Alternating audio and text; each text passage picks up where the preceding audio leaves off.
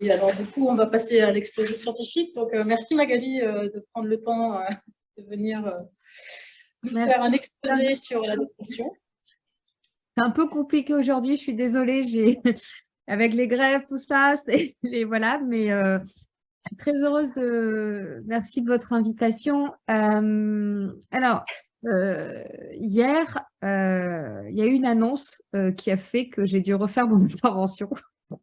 Ah bon, quelle annonce? J'ai raté ça. C'est la grève?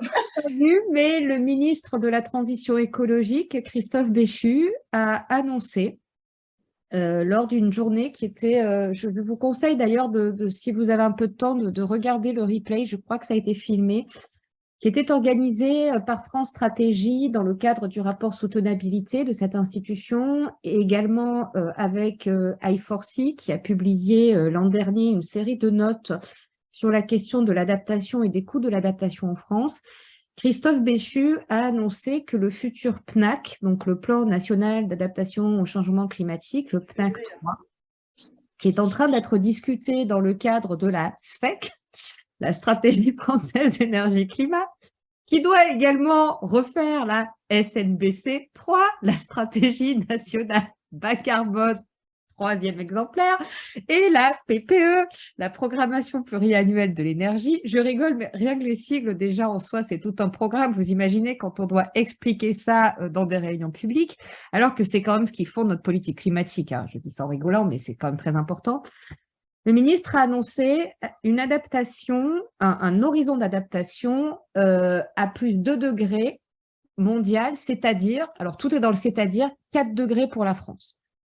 D'emblée, ce c'est-à-dire est évidemment faux, puisqu'en réalité, ce 4 degrés, c'est un chiffre pour lequel on se bat depuis plusieurs années, scientifiques du climat, HCC et notamment le sénateur Dantec, qui est à l'origine du rapport. Si vous ne le connaissez pas, il est extraordinaire, hein. Le HCC, le Haut Conseil pour le climat, s'est appuyé sur ce rapport en 2021.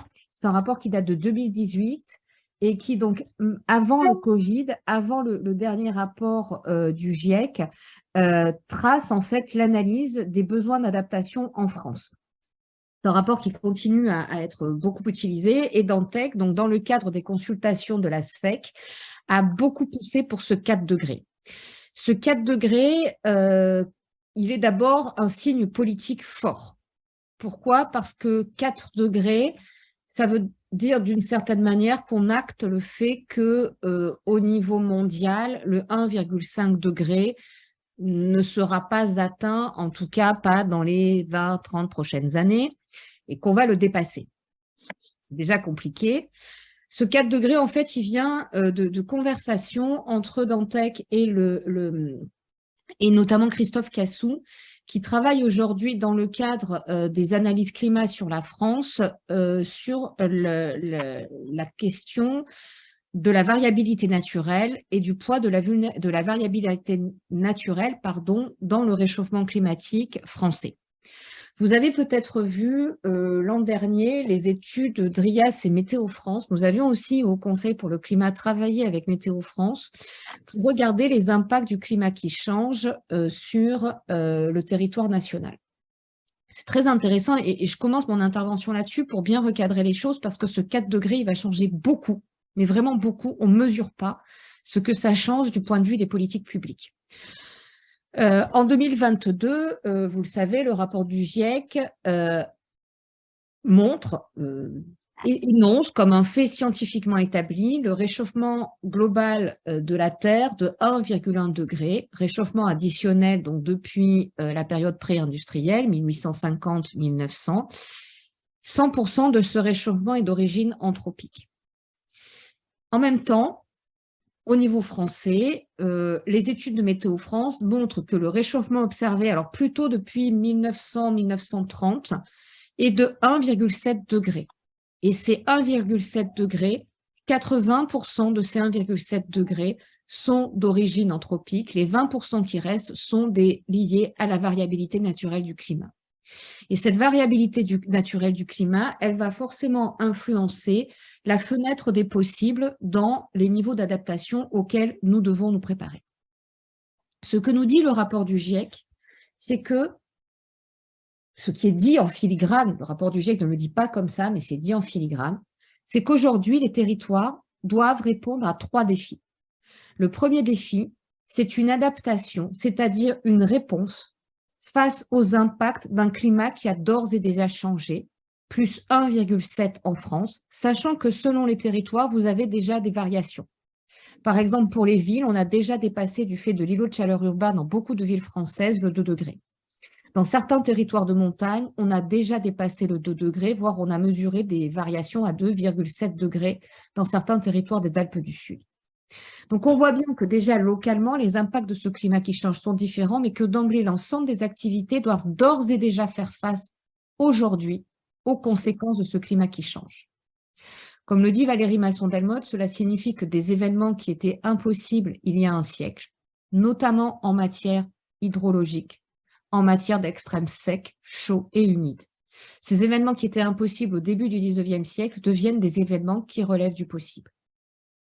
Donc, ça veut dire d'emblée que l'ensemble des documents de planification et de prévention des risques de catastrophes, qui cadrent notamment la question des inondations, qui cadrent également les questions d'étiage, les questions de ruissellement pluvial, n'intègrent pas ce climat qui change. Pour le dire autrement, là encore, les événements de référence sont d'ores et déjà obsolètes.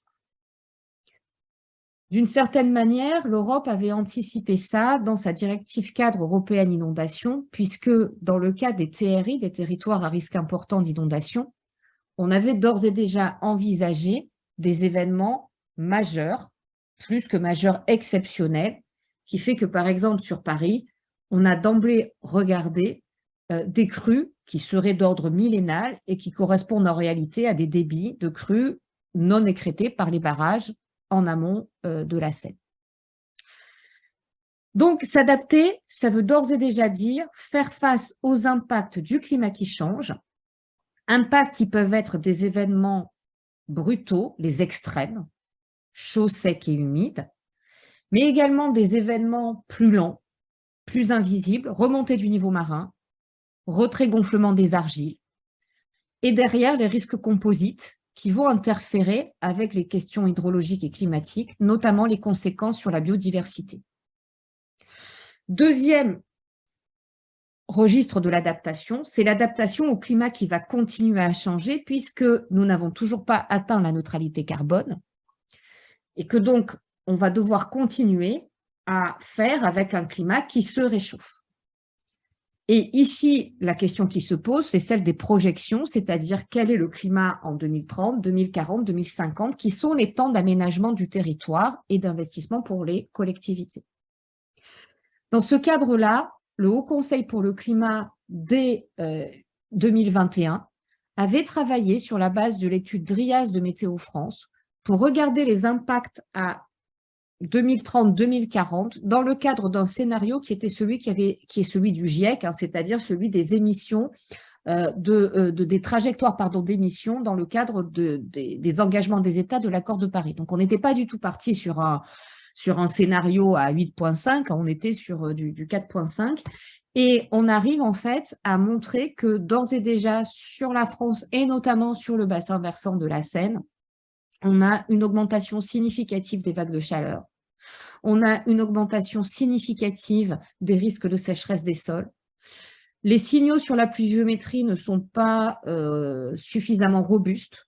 En revanche, on a aussi une augmentation des conditions propices à l'incendie qui dégradent les couverts végétaux avec toutes les conséquences que ça peut avoir sur les phénomènes de ruissellement, d'infiltration dans les sols.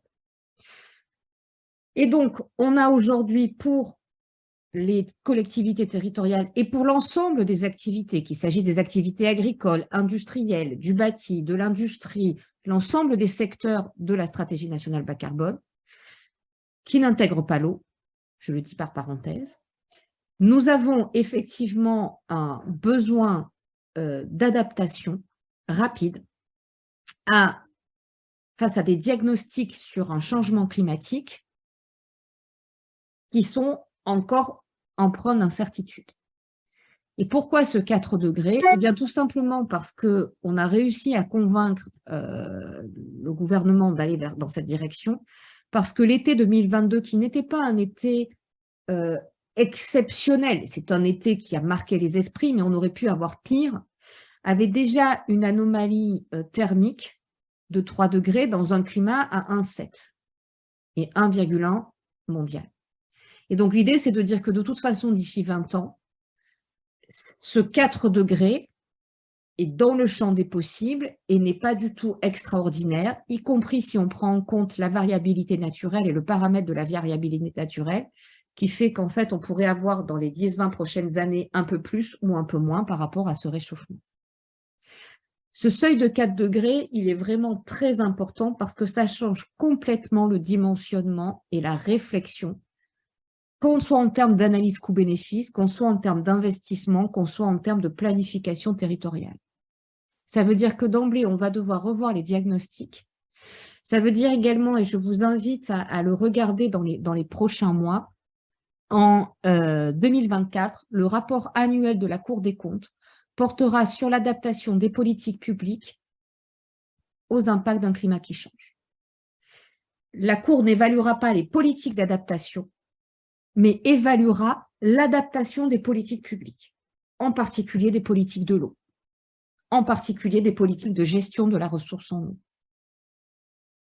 Donc, je vous l'ai dit, face à un climat qui change, on a effectivement la question de comment est-ce qu'on répond aux impacts immédiats et futurs, comment on prépare la société aux impacts futurs de ce climat qui change. C'est le cœur de l'adaptation.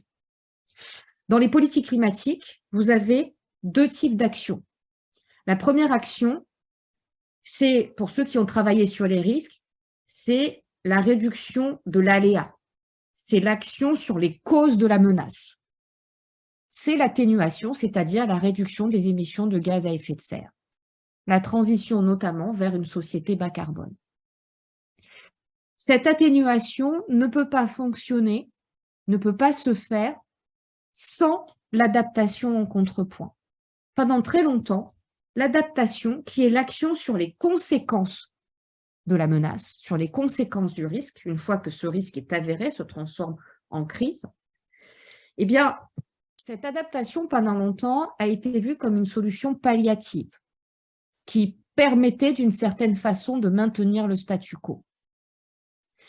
D'une certaine manière, l'homme s'étant toujours adapté, il suffisait de trouver des réponses techniques. Alors, quand je dis technique, c'est aussi bien de l'ingénierie que du droit, que de l'agronomie, que c'est vraiment l'ensemble des solutions qui permettent à un moment de faire face, souvent dans une logique réactive, à un aléa, à un changement. Et donc, il y avait l'idée que l'adaptation était d'une part, finalement, la solution palliative à l'échec de l'atténuation, mais que très vite, elle permettait de ne pas atténuer. Elle permettait de maintenir le statu quo en se préparant et en vivant avec le changement. Ce discours, il est d'autant plus prégnant dans le champ de l'eau que dans le champ de l'eau, effectivement, mes collègues et moi-même avons passé notre temps à dire qu'il fallait non pas vivre uniquement contre le risque, mais vivre avec le risque, notamment par rapport aux héritages. Je continuerai à défendre ce point de vue sur les inondations, mais avec l'idée quand même derrière qu'il y a à un moment des limites qui font que les coûts de l'adaptation technique, économiques, financiers, mais aussi humains, sociaux, juridiques, en termes de contentieux, sont tels que le territoire devient inhabitable. Il n'y a pas en soi de territoire inhabitable. Un territoire devient inhabitable à partir du moment où la société considère que maintenir des activités de façon pérenne et permanente sur ce territoire ou des populations est trop coûteux. Et dans ce coûteux, vous avez des analyses coût-bénéfice très classiques, sur de la rationalité économique pure. Vous avez aussi des analyses coût-bénéfice qui relèvent de valeurs, de dimensions immatérielles. Par exemple, certains élus le savent, protéger un cimetière. On va demander de mettre des digues pour protéger un cimetière parce qu'on considère dans une société que le cimetière, c'est quelque chose d'extrêmement important, d'extrêmement central. Et donc, on va peut-être mettre une digue sur le cimetière, alors que derrière, eh ben, finalement, on peut se dire, bon, ben, les gens sont morts, ils n'en ont plus rien à faire. Ces débats-là, ils sont omniprésents dans le cas des inondations. Sur la question climat, c'est un peu différent. C'est qu'à un moment, on est capable de montrer que le changement climatique est tel qu'il représente une limite dure aux capacités d'adaptation, non pas tant des sociétés que des écosystèmes. Parce que les écosystèmes ne sont plus en capacité de faire face, de répondre, de s'adapter par rapport à la vitesse des changements constatés aujourd'hui. Et c'est cet effondrement des écosystèmes qui a des conséquences rétroactives sur les sociétés. Et donc, en fait, les deux limites dures à l'adaptation des sociétés, c'est le climat qui change, le niveau de réchauffement. Au-delà d'un certain niveau, l'adaptation est telle, le coût de l'adaptation est tel que l'adaptation, elle devient trop coûteuse, donc en fait, le territoire devient inhabitable. Les conséquences sur les écosystèmes qui sont, et là, je vous renvoie à la GEMAPI, cette association pertinente dans la pensée entre, d'un côté, la prévention des risques et de l'autre, la gestion des milieux aquatiques. La préservation de l'adaptation, l'adaptation passe par des solutions fondées sur la nature, qui sont des solutions dites sans regret. Le climat qui change dégrade d'emblée les possibilités offertes par les écosystèmes pour nous adapter justement au réchauffement climatique. Donc, en 2021, quand nous rédigeons le rapport du Haut Conseil pour le climat, nous inscrivons bien que l'adaptation n'est pas une solution palliative. Elle va de pair avec l'atténuation. Et dans beaucoup de cas, on a des co-bénéfices et on a un renforcement systémique entre les actions d'atténuation et les actions d'adaptation. Dans l'adaptation, vous avez 3 niveaux d'adaptation qui sont les mêmes que sur les risques, qu'on parle de sécheresse, d'étiage, d'inondation, de tout ce que vous voulez. Le premier niveau, c'est ce qu'on appelle l'ajustement réactif. L'ajustement réactif, c'est la réponse qui permet de vraiment faire face à l'urgence au moment où ça arrive. Généralement, elle est palliative. Quand cette solution, cette réponse au coup par coup se révèle efficace ou efficiente, efficace, ça veut dire qu'elle a atteint son but, efficiente, ça veut dire que du point de vue de la rationalité économique, ça a un sens, et on peut être efficace et pas efficient et pas efficace, on va garder cette solution, et de solution en solution, on va arriver à une adaptation qu'on appelle incrémentale. L'adaptation incrémentale, c'est ce qui va permettre de transformer pas à pas un système socio-technique, un système socio-écologique, un système territorial, par finalement essai-erreur, et aboutir à des transformations de plus en plus structurelles qui nous emmènent dans un troisième temps à ce que on considère comme la bonne adaptation, et dans bonne, je ne mets pas du tout de dimension, c'est pas une dimension subjective, c'est l'idée, c'est ce vers quoi on devrait tendre pour que ça soit le plus efficace, efficient, juste, etc. Cette adaptation qu'on dit transformationnelle, c'est-à-dire l'adaptation qui va s'attaquer aux causes structurelles des vulnérabilités qui nous rendent fragiles par rapport à la menace. Et tout l'enjeu, évidemment, c'est de mettre en œuvre cette adaptation transformationnelle qui suppose effectivement des changements profonds. C'est pour ça qu'on parle dans la littérature scientifique de changements radicaux. Ça n'a rien à voir avec la radicalité politique.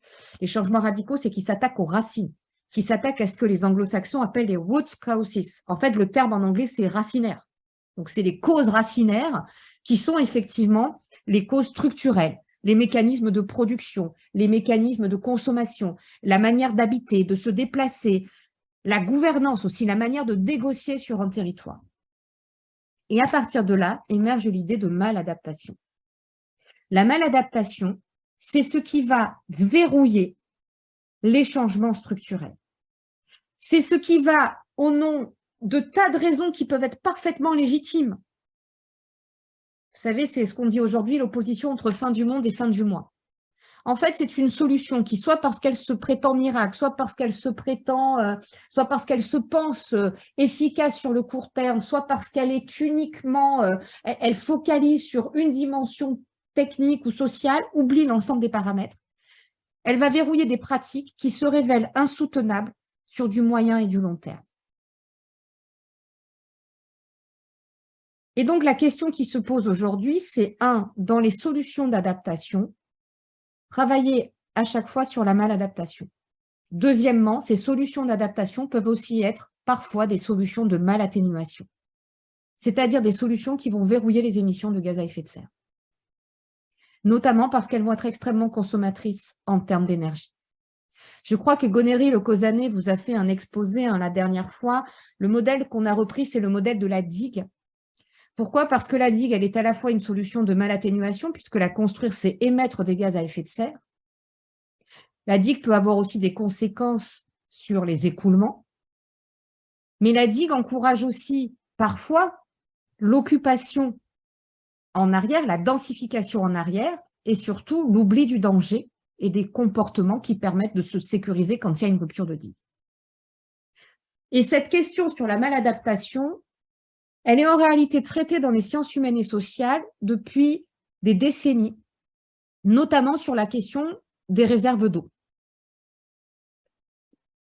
Alors, l'idée, c'est pas là aussi c'est de montrer comment en fait la réserve d'eau, elle peut poser des problèmes en termes d'émissions de gaz à effet de serre, parce qu'effectivement, la construction, mais aussi le fonctionnement de certaines réserves va poser des questions en termes d'émissions, et avec l'idée qu'il n'y a pas de bon ou de mauvais carbone. La molécule de carbone qui va s'accumuler dans l'atmosphère, elle réchauffe. On ne lui demande pas si elle a été faite éthiquement, pas éthiquement, par un pauvre riche, elle va dans l'atmosphère, elle réchauffe. Mais à côté de ça, il y a aussi une question de maladaptation qui est liée à ce qu'on appelle le fixe hydrologique. Qu'est-ce que c'est que le fixe hydrologique? C'est une métaphore qui a été utilisée par des collègues qui travaillaient notamment en Arizona, où les questions de rapport à l'eau sont très prégnantes. Vous avez en Arizona des déficits pluviométriques importants qui sont liés à des pratiques agricoles et des agriculteurs qui, du fait et du milieu et du climat qui change, se retrouvent avec des rendements agricoles qui sont en diminution constante. D'où l'idée de stocker l'eau dans des grands réservoirs de substitution. Ces réservoirs de substitution, ils immobilisent du capital. Et donc, ce qui se passe, c'est que, au départ, les agriculteurs n'utilisent pas ces réservoirs d'eau pour augmenter les surfaces irriguées, mais très vite, dans tous les cas étudiés, du fait là aussi de crises structurelles des communautés agricoles, du fait aussi d'une gouvernance qui fait défaut, d'un accompagnement qui n'est pas là, de tensions extrêmement prégnantes sur les bassins versants, eh bien, ce capital immobilisé devient insupportable pour la collectivité qui donc va utiliser l'eau pour accroître les surfaces irriguées. Et donc, en fait, on verrouille des pratiques qui sont des pratiques qui ne sont pas soutenables parce que derrière, effectivement, c'est comme un fixe en termes, ils ont utilisé le terme de fixe vraiment dans le sens de la drogue. Ça apporte un moment de soulagement pendant 4-5 ans parce qu'effectivement, les rendements reprennent, parce qu'effectivement, on fait face aux sécheresses. Donc, on remet en culture des terres et ça accroît le besoin en eau, qui accroît le besoin en nouveaux réservoirs, qui immobilise à nouveau du capital. Et donc, la maladaptation, elle se situe, si vous voulez, dans des solutions qui vont être des solutions qui vont verrouiller ces pratiques qui n'intègrent pas le climat qui change. Sauf que si vous avez entendu ce que je vous ai dit au départ sur ce plus 4 degrés, le plus 4 degrés, c'est un saut en termes d'efforts à accomplir et de dimensionnement, et en termes de modélisation et de compréhension et de diagnostic qui est absolument énorme. On est vraiment sur un autre monde. Ce qui veut dire d'emblée, et c'est le point dont je n'ai pas parlé, sur lequel je conclurai, c'est que on oublie beaucoup quand on parle de transition territoriale, parce qu'en réalité, la transition qu'on appelle écologique, climatique, hydrique, que ce que vous voulez, c'est une transition du territoire, c'est une transformation profonde des modes d'habiter, d'occuper, de mettre en valeur les territoires. Il y a des coûts absolument faramineux de transition. Et donc, aujourd'hui, on peut démontrer que les mêmes qui sont victimes du climat qui change sont aussi victimes de la transition vers une société bas carbone. Pour vous le dire autrement, en fait, on devrait raisonner sur l'adaptation à deux choses, l'adaptation au climat qui change et l'adaptation à une société décarbonée. Et plus vous êtes fragile, plus la décarbonation pèse sur vous et c'est en effet ciseau, c'est-à-dire que d'un côté, vous êtes écrasé par les coûts de l'augmentation de l'énergie qui sont des coûts structurels, par les coûts des calamités naturelles, par les coûts des augmentations de l'assurance, par les coûts de l'effondrement des prix, par la baisse des rendements. Donc d'un côté, tous les mécanismes du climat qui changent, directs et indirects, pèsent sur vous, et de l'autre, les activités de décarbonation pèsent aussi sur vous. Et cette décarbonation pèse d'autant plus que pour ceux qui vont être les pionniers dans cette stratégie de décarbonation, évidemment, c'est ceux pour qui les coûts vont augmenter, c'est ceux qui sont le plus fragiles. Je vous donne un exemple très concret. Vous travaillez dans la logistique, vous décidez de changer complètement votre parc de véhicules pour passer à des véhicules décarbonés, soit électriques, soit… Ça va coûter plus cher. Or, vous n'êtes pas forcément prioritaire par rapport aux clients qui, eux, vont voir le prix, il augmente. Ils ne vont pas voir que c'est décarboné. Ils vont dire vous êtes plus cher, donc vous êtes moins compétitif. Et donc, tout l'enjeu aujourd'hui, c'est d'arriver sur les territoires à avoir des diagnostics, de vulnérabilité qui intègrent non seulement ces 4 degrés, mais qui intègrent aussi les coûts de transition pour l'ensemble des acteurs du territoire, y compris en termes d'inégalité, qui intègrent aussi les ressources du territoire, parce qu'à l'inverse, dans les diagnostics de vulnérabilité, on a beaucoup de mal aujourd'hui à intégrer les ressources d'un monde à 4 degrés, d'une France à 4 degrés, notamment la ressource des sols, la ressource du sol non bâti, qui peut stocker du carbone, qui peut stocker de l'eau, qui peut préserver la biodiversité. Et derrière, évidemment, et ça c'est une tarte à la crème, et ce n'est pas à vous que j'expliquerai, mais ce qu'on voit depuis des décennies, c'est que dans les territoires où la gouvernance de l'eau est ancienne, où il y a une pratique au plus proche des territoires, au plus proche des acteurs, pour que finalement, dans le dialogue, le sentiment d'injustice, qui est un frein majeur démontré par la science à l'avancée des politiques publiques et privées, quelles qu'elles soient, eh bien là, vous avez une gouvernance qui se construit au plus proche, dans la coopération, avec ces diagnostics, avec un partage équitable de l'effort, des accompagnements, des aides, mais aussi des co-bénéfices de la transition, ça se passe très bien.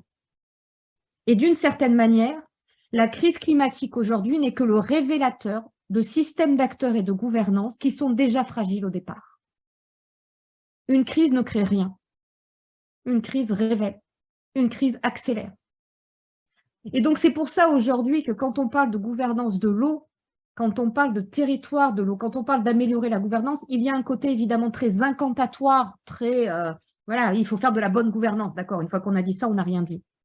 Mais très concrètement, dans les territoires où il y a une pratique qui permet de répartir le plus équitablement possible les efforts, les accompagnements, parce qu'il va falloir accompagner, les co-bénéfices des services rendus et de ce qu'on a obtenu, et je dis bien équitablement, pas également. Équitablement, ça veut dire d'emblée que ce sont des choix politiques. Autant vous pouvez objectiver des inégalités, autant l'équité et la justice, ça relève du subjectif.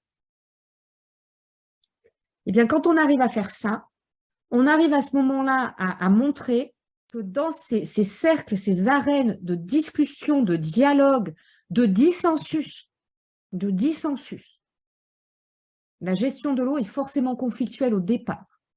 Mais quand on arrive à avoir ces compromis, eh bien derrière, on arrive à avoir et à mettre en place, sur la base par contre de diagnostics, de risques et de ressources qui intègrent les bons horizons temporels et l'ensemble des paramètres, si tant est qu'on puisse intégrer l'ensemble des paramètres, eh bien vous arrivez à avoir une gestion de l'eau qui n'est pas conflictuelle.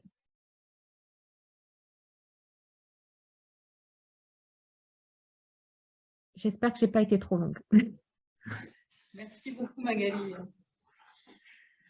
Non, ça scotche un peu. Moi, je vais peut-être commencer par une petite question. Tu dis qu'il y a des endroits où ça se passe bien. Est-ce que tu as des exemples?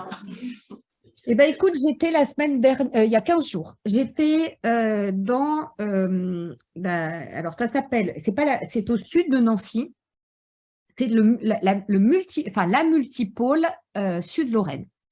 C'est un territoire rural qui se trouve au sud de Nancy. Vous conjuguez alors tout, hein, la déprise agricole, la déprise rurale, enfin vous avez tout eu, des héritages de sols pollués absolument majeurs, paupérisation. Alors ce sont des intercommunalités avec vraiment du rural périurbain, c'est-à-dire que vous êtes vraiment dans une situation où vous n'êtes pas très loin de Nancy, mais où vous avez finalement toutes les nuisances que pouvait apporter une métropole industrielle ou une ville industrielle, et notamment sur les questions vraiment de sols pollués et de forêts, puisqu'ils ont un énorme patrimoine forestier qui est en train de dépérir sur pied à cause des sécheresses et des scolites. Dans ces territoires, vous imaginez, vous avez d'énormes enjeux de captage pour alimenter la métropole en eau, avec des sécheresses et des étiages qui se multiplient et qui se nourrissent les uns les autres. Et dans ces communes, vous avez des maires apolitiques, des maires de tous les bords. Ça fait maintenant 15 ans qu'ils sont sur un projet de territoire où ils discutent, notamment avec des agriculteurs actuellement qui sont pris à la gorge, des industriels qui essaient de renouveler de l'activité, et le fameux zéro artificialisation nette, qui est arrivé en plus de la GEMAPI, et qui en gros conduit les communes à s'entendre dire qu'il va falloir geler tout le développement communal pour qu'on puisse continuer à urbaniser le cœur de ville, c'est-à-dire Nancy. Et donc, vous avez des communes qui se retrouvent aujourd'hui où on leur dit « vous allez pouvoir construire 0,4 bâtiments ». Je ne sais pas si vous vous rendez compte de la tête des maires. Ça fait 15 ans qu'ils travaillent ensemble et ça se fait, on sent que c'est pas non plus, voilà. Mais ils ont réussi à travailler ensemble et en fait, les choses avancent par consensus et ça se passe bien. Et d'emblée, quand je suis arrivée avec mon discours sur l'adaptation, les co-bénéfices, etc., il y avait eu déjà en amont cette sensibilisation parce que les acteurs sont aussi des producteurs agricoles, sont aussi des artisans, sont aussi des… Voilà, on est sur des métiers. Et derrière, il y a une logique de mutualisation des compétences, d'échange, de dialogue. Ils ont un SAGE, ils ont un SDAGE, ils ont plusieurs syndicats de bassin. Ils sont notamment sur des enjeux très graves d'assainissement parce que tout leur réseau fuit dans tous les sens et donc c'est juste catastrophique. Ils n'ont plus l'argent pour rénover tout ça. Et derrière, en fait, on se rend compte qu'il y a un vrai… il y a un dialogue. Et par exemple, quand je leur parle à un moment de valoriser les sols en disant, ben voilà, un des enjeux, c'est demain de donner une valeur au sol qui ne soit pas une valeur uniquement urbaine. C'est-à-dire qu'aujourd'hui, vos sols agricoles, ils valent rien et planter des maisons dessus, c'est quand même vachement mieux parce qu'on est sur une économie résidentielle qui amène des impôts, etc. Si on sort de l'économie résidentielle pur jus, si derrière, on est finalement sur une logique de décroissance assumée puisque vous ne pouvez plus construire, est-ce qu'il ne vaut pas mieux réserver des terres agricoles et les valoriser parce qu'elles vont pouvoir demain capter l'eau, capter le carbone, préserver la biodiversité, fabriquer l'énergie, fabriquer l'alimentation demain en circuit court pour avoir derrière aussi du bois, enfin, vous voyez, un ensemble de choses. Et je leur donnais l'exemple de la régie de l'eau en leur disant aujourd'hui, vous avez des régies publiques sur la gestion de l'eau et de l'assainissement. Pourquoi demain, il n'y aurait pas des régies publiques de carbone, de stockage du carbone ou du stockage de l'eau, qui sont des services, ce sont des services publics marchands, et qui permettent en particulier aux agriculteurs de valoriser le sol foncier. Autrement dit, dans le diagnostic de ressources, le sol devient une ressource majeure. Et aujourd'hui, c'est absurde parce que le sol n'est pas valorisé en tant que tel. C'est-à-dire qu'aujourd'hui, ils me disent, bah oui, il vaut mieux qu'on fasse un lotissement pour je ne sais pas quoi. Et en fait, s'ils font le lotissement, bah avec le ZAN, c'est terminé, quoi. Et ils ont eu et c'était très intéressant parce que oui, c'est exactement, secteur de Pont-à-Mousson vers Tours, c'est exactement là. Et ils me disaient qu'ils sont pleins dans ces réflexions-là.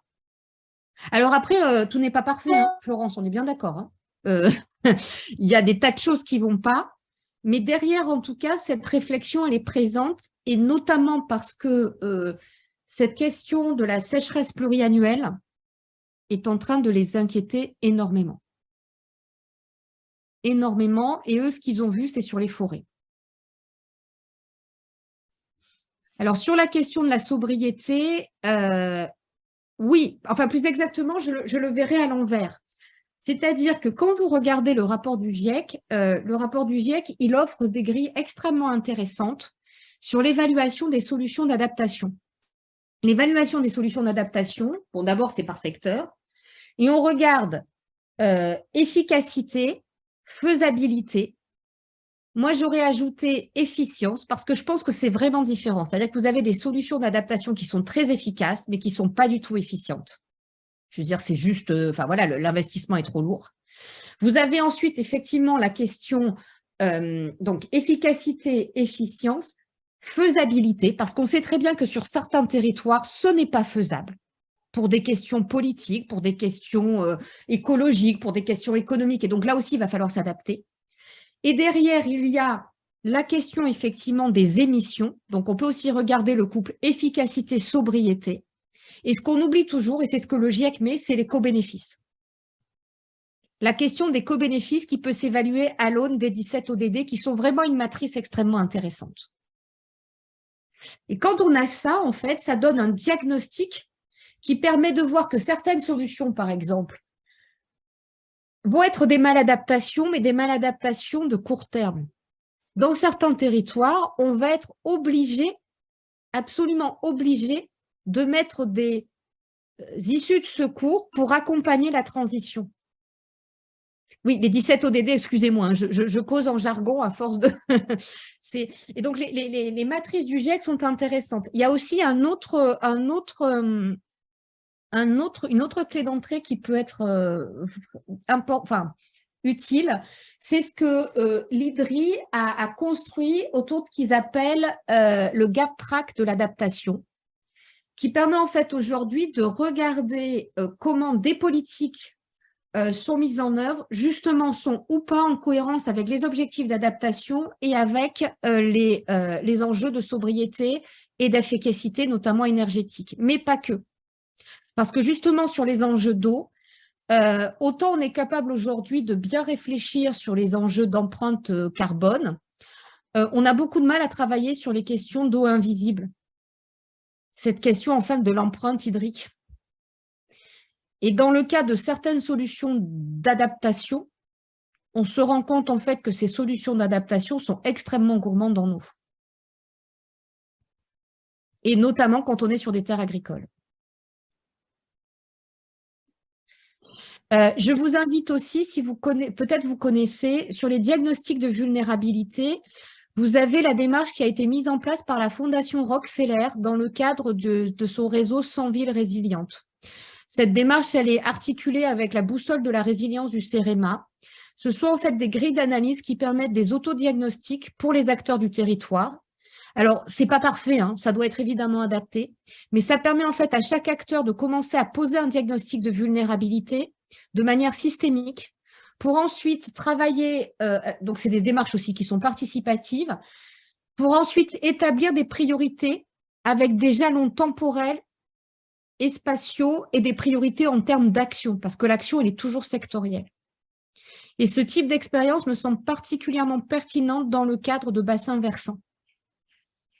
Parce que ça permet justement aussi, à minima, d'acculturer les acteurs aux enjeux d'un climat qui change, qui sont quand même énormes. Hein. Très honnêtement, même au HCC, quand on raisonne, nous, maintenant, à plus 4 degrés, on a encore énormément de mal à nous figurer ce que ça peut être. Quoi. Concrètement, qu'est-ce que ça peut être un plus 4 degrés? On est vraiment… voilà, donc on se dit comment ça peut être reçu par les personnes en face de nous. Okay. Il y a des questions là sur des méthodes d'adaptation et en particulier, il y a marqué reuse et…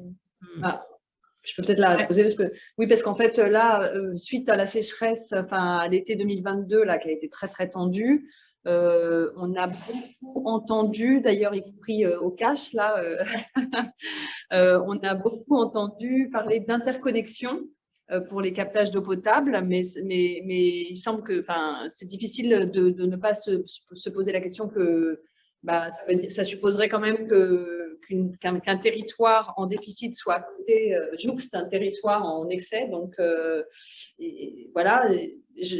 Moi, personnellement, j'ai beaucoup entendu parler de cette solution-là sans entendre cette limite-là exposée. Et la deuxième chose, c'est qu'on entend également beaucoup parler de la réutilisation des eaux usées traitées, notamment pour irriguer les golfs ou autres. Voilà. Alors, il y a plusieurs questions. Je partirai de la dimension d'abord technique, sur laquelle je ne suis pas spécialiste, donc c'est pour ça que je vais passer très vite.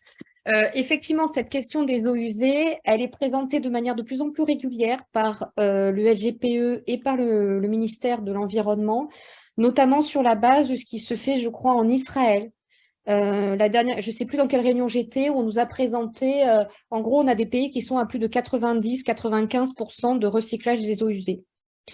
Derrière toutes ces technologies, oui, évidemment, il y a des enjeux. Maintenant, moi, ce que je vois plutôt, c'est la question des réseaux d'assainissement. Qui sont quand même un grand impensé notamment des inondations. Et on peut saluer ici ce qui a été mis en place par le SIAP après le grand exercice Sequana de 2016.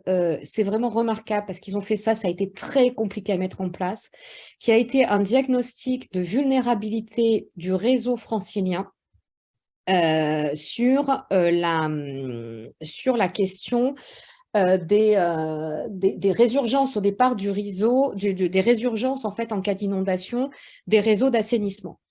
Et c'est à ce moment-là qu'on s'est rendu compte de la complexité, enfin on s'est rendu compte, on l'a pressenté, mais là on a vraiment vu que certaines, par exemple, communes n'avaient même pas de réseau cartographié dans un SIG, qu'on ne connaissait pas les sous-sols, et que tout ça, en fait, était fait de multiples interconnexions qui rendaient extrêmement difficile le pilotage des réseaux d'assainissement. Aujourd'hui, beaucoup de communes se rendent compte qu'il y a des pertes sur ces réseaux, qu'il y a des difficultés en termes, effectivement, de résurgence, de qualité, etc.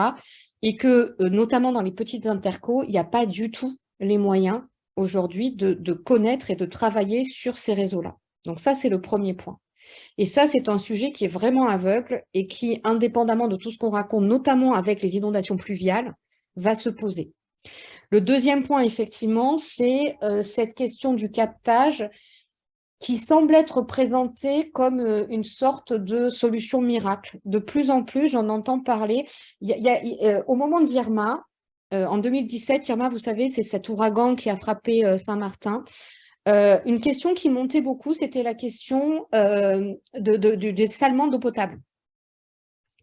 Et avec Irma, on s'est rendu compte du coût du dessalement et des problèmes de maladaptation du dessalement. Même si aujourd'hui, il semble qu'on ait des innovations technologiques qui permettent d'avoir du dessalement qui émettent beaucoup moins, mais les coûts restent importants. Et j'ai l'impression qu'aujourd'hui, cette question des eaux usées devient finalement la nouvelle solution.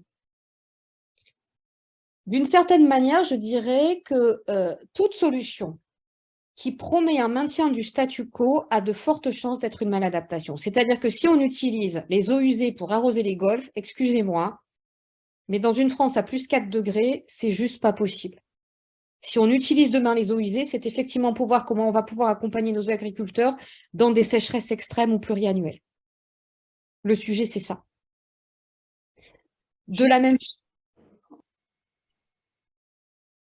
Excusez-moi, c'était juste que par rapport à cette question, il y avait quelqu'un du comité de bassin qui précisait, qui disait la réutilisation des eaux usées dans tout le territoire, y compris en étiage, serait-elle un autre fixe hydrologique? La valeur de ces eaux serait-elle mieux valorisée par une utilisation par les milieux, les sols agricoles, comme formidable réservoir et infiltration, mais dans quelles conditions sont-ils actuellement? Est-ce que les sols, autrement dit, ne sont pas trop dégradés pour jouer ce rôle d'épurateur naturel des eaux usées? Enfin, voilà ce que. Alors là, je peux pas vous répondre parce que j'ai pas les compétences. En revanche, votre question, elle amène à un sujet plus large qui est celui justement d'intégrer la question de la ressource en eau, des eaux usées, des extrêmes et des tendances, donc de l'adaptation au climat, dans une planification territoriale plus importante. En particulier, si on veut travailler l'eau, il faut travailler effectivement la qualité des sols. Pour travailler la qualité des sols et des sous-sols, et vous avez notamment aujourd'hui des grosses sommes qui sont fléchées sur la recherche pour ça, ça veut dire travailler avec les agriculteurs, travailler avec les industriels, travailler avec les aménageurs. Autrement dit, la question de l'eau en amont ne peut pas être pensée indépendamment de la reconstruction des sols et de l'impact du climat sur les sols. Le binôme eau-sol, il est absolument sol et sous-sol est absolument fondamental. Et là-dessus, justement, Magali, on voit pas tellement de financement de la reconquête des sols. alors qu'on voit assez bien le financement pour construire une station de retraitement des eaux usées. Voilà. Et, enfin, justement, qu'est-ce que tu penses, toi, du côté soutien de ces méthodes qui sont peut-être plus diffuses et pourtant très efficaces, mais peut-être moins faciles à valoriser pour un politicien, peut-être Alors, il y a deux choses différentes. C'est que, effectivement, on a pu montrer dans le passé que pourquoi on avait aussi cet engouement pour les digues, et ce n'est pas une critique par rapport aux élus, au contraire, c'est que l'infrastructure matérielle se voit et l'élu est redevable par rapport à l'argent public. Il faut qu'il rende des comptes. Et donc, effectivement, un ensemble de mesures dans l'adaptation ne vont pas se voir immédiatement. En revanche, et j'en reviens à la question de Madame Hermance Chaput, je pense effectivement que, et c'est un discours que j'essaie de porter, l'agriculture est une solution au problème du climat. C'est une solution en matière de réduction des gaz à effet de serre, c'est surtout une solution en matière d'atténuation. Parce que l'agriculture locale, comme vous le dites, à condition d'avoir des pratiques qui sont des pratiques d'agroécologie, je n'ai pas dit de bio, mais d'agroécologie, où on travaille vraiment pour les sols, etc. En fait, les sols agricoles deviennent aujourd'hui des solutions vraiment en termes d'adaptation. Et donc, ça veut dire aussi de valoriser cette agriculture, ça veut dire aussi de valoriser cet effort. Et donc, derrière, quand on va, en fait, pour les élus, il ne s'agit pas tant de dire, voilà, on va valoriser l'infiltration, parce que ça, effectivement, pour les administrés, ça ne se passe pas. Mais par contre, on peut agir sur d'autres éléments qui, eux, sont valorisables. Et c'est pour ça qu'on a besoin d'une stratégie globale. Par exemple, dans la qualité de vie, par exemple, dans la santé, par exemple, dans l'accès à une alimentation de qualité pour les enfants dans les écoles, par exemple, par rapport à une question de santé publique et d'indicateurs de santé publique. On peut aujourd'hui traduire tout ça dans des indicateurs de bien-être, de pouvoir d'achat, qui sont des indicateurs qui parlent aux personnes. Et donc, tout un enjeu, et c'est ce que dit le GIEC, on a aussi besoin d'un nouveau narratif dans les projets de territoire. Alors, certains pourront appeler ça marketing, peu importe, mais qui rendent visibles les co-bénéfices d'une adaptation qui va profiter à tout le monde. Parce qu'on est bien d'accord que dans un climat qui change avec une France à plus 4 degrés, le verrouillage des pratiques agricoles actuelles ne sortira pas les agriculteurs des situations de crise dans lesquelles ils sont. Et par agriculteurs, j'entends la diversité, là aussi, des agriculteurs, parce qu'on met tout le monde dans le même panier, quoi. Et on a aujourd'hui, notamment dans des projets de territoire, une continuité entre l'agriculture, les services écosystémiques qui sont entretenus. Et je ne dis pas qu'il faut que l'agriculteur devienne un jardinier du paysage. L'agriculteur, sa première mission, c'est de produire une alimentation de qualité et de quantité. Et pour produire cette alimentation en quantité, il a besoin de services écosystémiques qui soient préservés. Et lui-même, par ses pratiques, les préserve.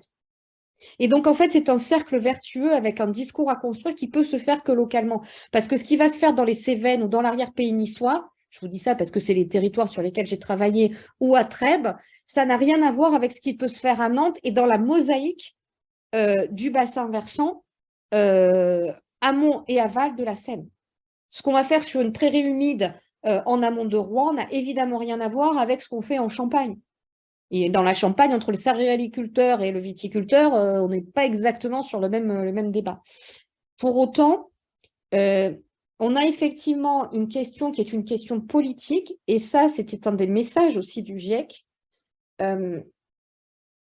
sous-jacent en tout cas, c'est qu'on a des diagnostics qui sont posés de manière scientifique et robuste. On a des solutions qui sont évaluées de manière scientifique et robuste. Mais ces sujets sont des sujets, le choix, les trajectoires, les solutions sont des sujets qui sont politiques. C'est-à-dire des sujets qui appellent des compromis, des dissensus, des rapports de force. Et donc derrière, il y a besoin aussi de construire les discours, de construire les arènes qui vont permettre à chacun de retrouver ses petits. Moi, j'ai encore une question sur justement la solidarité. Tu as peut-être vu les propos du préfet de Vienne hein, qui dit qu'effectivement, suite à l'étude HMUC, ça apparaît évident que les bassines prévues sur le Clin ne se feront pas et que concrètement, ça allait se traduire par des fermetures d'exploitation. Et donc, il citait par exemple une exploitation fermière qui venait de s'installer Et ils disaient, bah, ça, c'est pas pérenne, ça va sauter, quoi. Et comment on fait, parce que donc voilà, ils n'auront pas d'eau, comment on fait pour travailler en solidarité avec, dans ce genre de cas, comment ça se passe, l'adaptation, quoi. Mais c'est Par exemple, pour ça qu'on a raisonné totalement à l'envers. Si on commence par un diagnostic de vulnérabilité et de ressources, on va accompagner l'installation d'exploitants agricoles dont on a besoin, mais avec des pratiques et en des territoires où c'est possible de le faire. C'est-à-dire qu'il y a quand même un moment, si je mets ma maison sur la falaise dont je sais qu'elle va tomber dans 10 ans, et qu'ensuite je viens réclamer des millions d'euros pour consolider la falaise, c'est juste absurde. Alors que si d'emblée, j'accompagne la personne pour qu'elle construise sa maison à un endroit où en plus elle va pouvoir tirer des revenus de son travail, où elle va pouvoir… Ben, ça change tout. Donc en fait, on a pris le truc à l'envers. Et il faut bien… Mais maintenant, comment on fait, alors ? Parce qu'on va quand même devoir gérer ces cas. Alors là, tu poses une autre question. Et c'est celle que moi je vois sur les risques d'inondation, c'est qu'en fait aujourd'hui nous sommes amenés déjà à gérer des héritages et que la gestion des héritages emmène droit dans le mur parce qu'en fait elle verrouille le changement. Et qu'au lieu de se demander comment on accompagne aujourd'hui, parce qu'on a du temps encore pour le faire, la relocalisation de certaines activités, aujourd'hui par exemple, et Gonéry est mieux placé que moi, il se bat dans le désert pour expliquer on a des littoraux français où à un moment la mer va continuer à monter, y compris après l'atteinte de la neutralité carbone. Ce sont des activités, des populations, des équipements qu'on va devoir relocaliser. Pour le dire autrement, la maladaptation d'aujourd'hui fabrique les actifs échoués de demain. Les actifs échoués, c'est-à-dire l'ensemble des activités, des investissements, des infrastructures qui seront inutilisables d'ici 10 à 15 ans. C'est comme si je vous greffe, vous êtes malade du foie, je vous greffe un foie, donc je fais une opération lourde, coûteuse, de quelqu'un qui a une cirrhose du foie. Ça n'a aucun sens. Non mais je veux dire, ça n'a pas de sens. Mais ce qui est terrible derrière, c'est que ce sont effectivement en bout de chaîne les agriculteurs, les industriels, les petites collectivités territoriales qui vont prendre plein la figure. Donc, quand on parle d'adaptation, c'est aussi en amont diagnostiquer ces actifs échoués actuels et futurs pour les accompagner vers la reconversion. Nous sommes un peu dans la situation des mines dans le nord de la France, où on savait dès les années 50 que les filons étaient de mauvaise qualité, qu'ils allaient s'épuiser. On a besoin d'investissements, non pas pour intensifier, mais pour accompagner la relocalisation, la reconversion et la transformation. Et ça veut dire aussi derrière, dans la planification, de planifier ces investissements. En travaillant avec les acteurs du territoire, parce que l'agriculteur est le meilleur connaisseur de son exploitation et de ses besoins. Ce qui est impossible dans des situations comme les Deux-Sèvres, où là, on est dans des situations extrêmement tendues, mais qu'on voit d'une autre manière sur le recul du trait de côte dans certaines communes. Je veux dire, la commune de Holt, ça peut être très intéressant d'ailleurs d'aller voir sur d'autres risques qui sont moins… vous pouvez comparer par exemple la commune de Holt, qui se trouve sur les falaises en Normandie, qui est en train de reculer, et depuis 20 ans, ils essaient de la relocaliser. Vous avez Cailleux-sur-Mer, hein, c'est pas mieux dans la baie de Somme. Vous imaginez en plus les tensions qu'il peut y avoir dans la baie de Somme. Vous avez dans un autre registre la commune de Séchilienne. La commune de Séchilienne qui est sous un mouvement de terrain où il a fallu à un moment exproprier le nouveau quartier. La commune de Séchilienne continue aujourd'hui à payer les prêts pour construire l'école de ce nouveau quartier. L'école, il n'y a plus personne. Et en plus, comme on a exproprié le quartier, la commune a perdu une partie de ses habitants, dont de revenus. Donc, en fait, on a fabriqué une bombe. Et c'est ce qui attend aujourd'hui les exploitants, les industriels, mais pas que, hein. Pas que. Les petits. Comment est-ce que demain, on va approvisionner en eau, on va des collectivités sur des bâtiments publics? Ça touche les maisons de retraite, ça touche les écoles, ça touche plein de choses. La restauration, tout ce qui est le secteur touristique. Il y a une autre question ici. Alban. Une petite question par rapport à ce que vous dites sur l'agriculture. Est-ce que justement les PSE, les paiements pour services environnementaux, constituent pas finalement une des solutions pour accompagner cette transition, que ce soit d'un point de vue alors, qualitatif par rapport à la protection des ressources, mais éventuellement quantitatif par rapport au changement de culture éventuellement? Bien sûr. Et permet ce transfert aussi, quelquefois, ville vers le rural, voilà, Bien sûr. transfert aussi un peu Il y a PSE et PSE, hein, je tiens à le préciser parce On est bien d'accord. au sens large. on n'a pas encore fait d'évaluation. Il y a une évaluation nationale qui est prévue. On n'a pas fait d'évaluation bassin non plus parce qu'il y avait cette évaluation nationale, mais on sait très bien. Alors, il y a le super PSE d'Eau de Paris. Hein. Je l'ai pas cité. Mais à côté de ça, il y a des tas de paiements pour services environnementaux qui laissent quand même à réfléchir.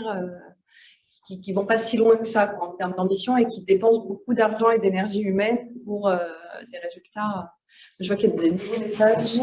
Non, mais je suis tout à fait d'accord et je pense, alors en plus que derrière, on a un petit problème quand même, c'est que nous n'avons pas de planification territoriale nationale. Je ne le dis pas en adepte du jacobinisme fou. Hein. À un moment, comme je vous le disais, et c'est un peu la question que vous posiez sur deux communes qui se jouxtent, on a besoin de l'échelon local, mais on a aussi besoin d'avoir une vision plus nationale, parce qu'il va falloir répartir des populations, des activités. On va avoir besoin de transferts d'eau massifs. Je veux dire, à un moment, on ne va pas pouvoir juste amener des camions, quoi. Donc, il y a des sujets de transfert d'eau qui vont se poser. Il y a des sujets aussi de compensation, enfin, de puits de carbone, où vous avez des régions qui sont plus riches que d'autres en puits de carbone. Un des sujets, par exemple, moi, que je ne comprends toujours pas quelle est la feuille de route pour les 20 prochaines années, on a aujourd'hui le ZAN. Est-ce qu'on veut densifier un maximum les métropoles et créer des vides autour pour mettre les sols, les activités agricoles, l'énergie, tout ce que vous voulez? Parce qu'à un moment, il va bien falloir trouver du sol pour poser l'énergie, pour poser les exploitations agricoles, pour relocaliser l'alimentation. Si on fait ça, ça veut dire que derrière, il va falloir, on a donc une espèce d'hyper-concentration avec un avantage, c'est que on concentre, donc c'est plus facile pour approvisionner en ressources, mais ça veut dire aussi que c'est plus vulnérable parce que quand il n'y a pas d'eau, il n'y a pas d'eau. Ou est-ce qu'au contraire, on repart vers un remaillage du territoire moins dense, avec des noyaux intermédiaires, par exemple les villes moyennes, des bassins de vie plus petits, qui relocalisent les mobilités, vous voyez, ce n'est pas les mêmes modèles d'aménagement. C'est deux tensions, mais qui sont, alors sur le bassin, enfin sur le territoire de l'Agence de l'eau Seine-Normandie, on voit bien tous les enjeux, hein. Où on met les gens, où on met les activités, qu'est-ce qu'on fait des fonds de vallée, qu'est-ce qu'on fait des endroits, et ce n'est pas la même chose. Et donc, si vous voulez planifier une adaptation quand on n'a pas d'idée des grandes orientations de l'aménagement du territoire, dans un climat qui change, c'est quand même un exercice compliqué. Et c'est ce que vous disiez, M. Poupard, effectivement. Oui, effectivement, une partie des problèmes est extérieure aux acteurs du territoire, qui sont au bout de chaîne. Vous avez un transfert de responsabilité, de coûts et de compétences, mais qui ne correspond pas, ou pas uniquement, au transfert de décision, de capacité de décision et d'appropriation.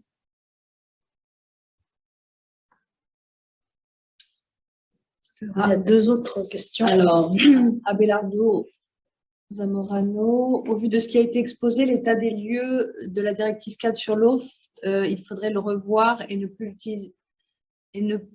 l'utiliser tel qu'il est, c'est ça? Car aussi inadapté? En tout cas, pour le dire gentiment, il va falloir refaire un certain nombre de diagnostics. Et ça, c'est compliqué parce qu'on voit aussi, alors déjà, on voit quand même qu'il y a et ça le HCC le dit dans son dernier rapport, les services de l'État, les services locaux, en fait l'ensemble des compétences qui accompagnent les diagnostics aujourd'hui sont en réduction. On parle de Météo France, de l'ONF, du BRGM, qu'on parle de la recherche. Enfin, on a des viviers de diagnostics qui sont aujourd'hui en réduction. Au moment même où on aurait besoin d'avoir une remise à jour d'un certain nombre de diagnostics qui intègrent le climat qui change. Il y a Paul Ferlin aussi qui dit que l'État s'appuie sur des documents de planification obsolètes pour justifier et autoriser des aménagements. Cas de la DTA sur les sphères de la Seine, moi je pense aussi à quelque chose qui m'est revenu lors de réunions publiques en Vallée d'Oise, c'est le canal Seine-Nord. Je vais peut-être poser un peu question. Oui. Je ne peux qu'aller dans votre sens. On l'a écrit noir sur blanc dans le rapport du Haut Conseil pour le climat sur l'adaptation qui a maintenant 2 ans. Où on disait qu'il est nécessaire d'intégrer dans l'ensemble des documents de planification et des documents réglementaires et des diagnostics les impacts d'un climat qui change. D'autres réactions? C'est votre dernière chance, n'hésitez pas.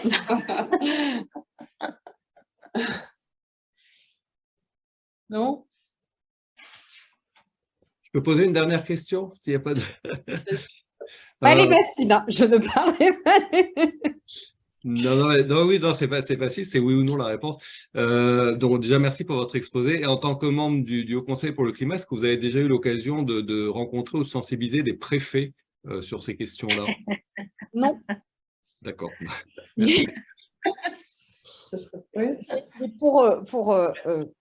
On a beaucoup, enfin, en tout cas, j'ai de plus en plus de remontées dans les réunions publiques, tout ça, de la discordance entre les positions des préfets et les textes.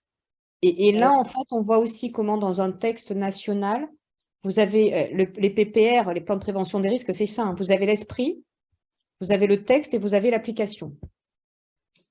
Et entre les 3 bouts, qui sont la base du droit, il y a quelques besoins de mise en cohérence. Et oui, les préfets, on les voit pas, non. Déjà, on sensibilise les ministres, on sensibilise les câbles, les députés, les maires. Enfin,